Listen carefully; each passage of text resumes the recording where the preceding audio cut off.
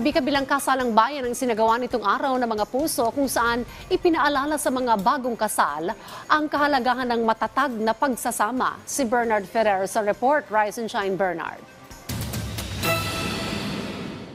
Talagang love is in the air ngayong araw ng mga puso. Lagpas 100 magsing-irog ang nagpalitan ng matatamis na I do sa kasalang bayan sa Barangay General Tiburcio de Leon at Barangay Poblacion sa Valenzuela City, na bahagi ng ika-26 na Valenzuela Charter Day. Naging kaabang-abang ang buong seremonya, lalo na sa bahaging nagpalitan ng matatamis na halik na nagpakilig sa mga dumalo. At ipinahayag ko kayo bilang ganap na mag-asawa. You may kiss the bride. Oh, medyo sweet naman.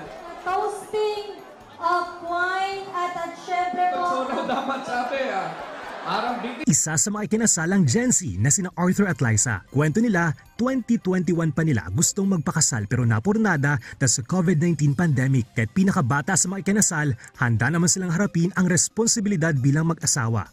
Ang promise ko po sa kanya ay lagi may pagkabait, magsasama kami sa hirap pagtirawa. Kahit ano naman pagtatalo namin, ayusin po namin. Ang promise ko lang sa kanya na mamahalin ko siya abang mo. Wow. Tapos, kung mahal mo ang isang tao, gagawin mo lahat. Sa Parañaque City naman, halos 50 partners ang nag-isang dibdib. Nag-ininong ng mga bagong kasal si AXIS Party List Representative Erwin Tulfo. Ang punto ko lamang po para tumagal po ang inyong pagsasama, kailangan po magpasensya po ang mga babae. Sa mga lalaki naman ho, kailangan naman ho natin ng respeto at pagmamahal.